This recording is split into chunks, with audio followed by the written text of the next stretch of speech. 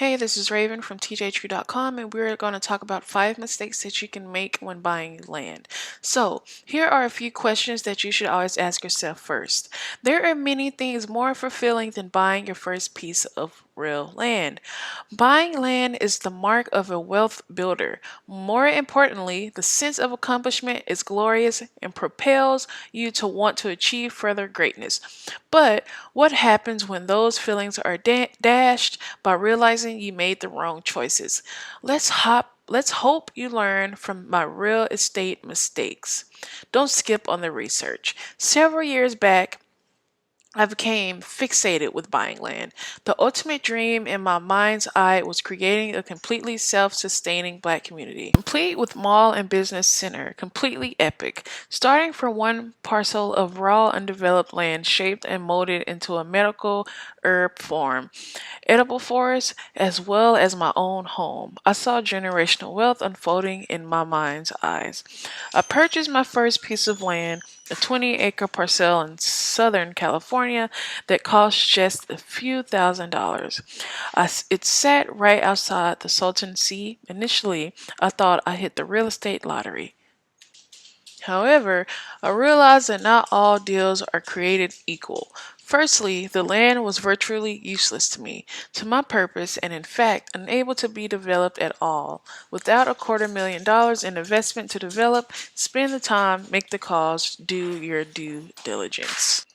Buying land for the price. Secondly, don't buy what's cheap. The phrase, you get what you pay for, pertains to the land in the same way it relates to everything else.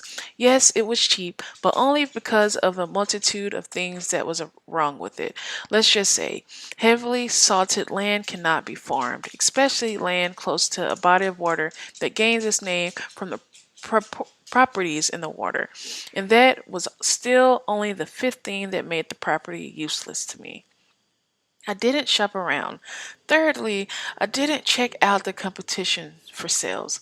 Impulse shopping is a major issue, especially when it comes to lasting and potentially disastrous purchases like buying land. It pays to be patient. I could have saved tens of thousands of dollars over the years if I checked out neighboring of land, made lower offers, even buying the same piece of property from a different source of making a cash offer directly to the owner can lower the cost thousands of dollars. If the land isn't perfect, check out something different. It's better to wait than to regret. Fourthly, don't buy a piece of property that you have plans for unless you have put both feet and eyes on that property. I can't stress this enough. The 20 acres in California that I bought could have been avoided, even not knowing everything else. If I had stepped foot on my potential farm and realized that it was filled with high, craggy rock formations, cliffs, many mountains, and salt deposits, actually, for me to build a home, or even plant a garden, much less a farm with the steep slopes, was impossible. Buying land you've never seen is a huge mistake. Here are a few questions that I should have asked. Is the land zoned for what I want to use it for? That 20 acres in Southern California was zoned for residential and recreational. There was a tight limit to how many residences could be built. Initially, I hadn't considered giving up meat and was disappointed at the same amount of livestock I could have owned. Every county has its own zoning code. Your zoning might not allow you to have a roster or may limit the height of the houses you want to build, or might not allow you to build a tiny home like I wanted. But for my purposes, the zoning limited the amount of land coverage by plants I could introduce. Check out this list description of zoning and land use for more information. While looking at the land, you always want to think to yourself, is it buildable? Is it buildable? A simple question that can be asked when you call and speak to a land assessor. Questions you should ask before you buy, even if the perfect piece of land may not be buildable for many reasons. It could be under some form of conservation. Wetlands are often under conservation. Maybe it's landlocked, which was the case of the 20 acres by the Salton Sea.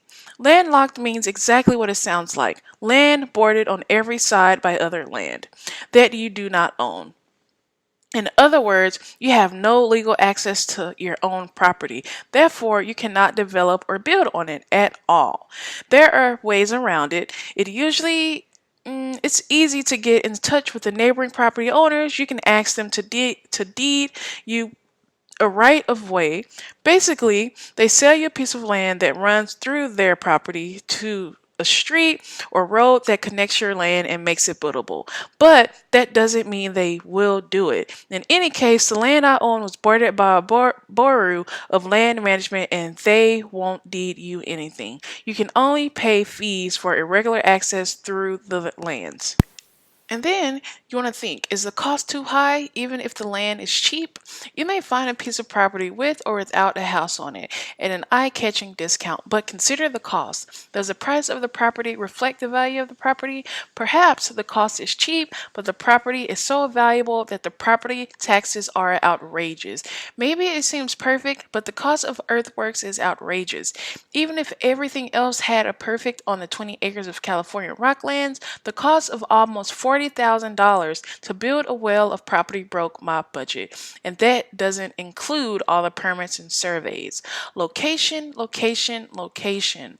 What good is it to get the seemingly perfect plot of land if you have to drive 50 miles to buy toilet paper or to the post office? There are times when that type of isolation is beneficial.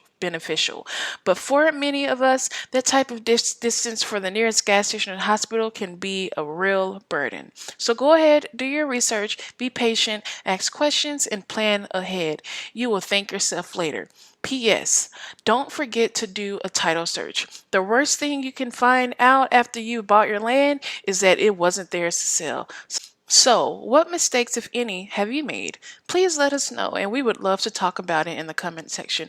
Please like, share, comment, and subscribe, and also visit TJ True for more information.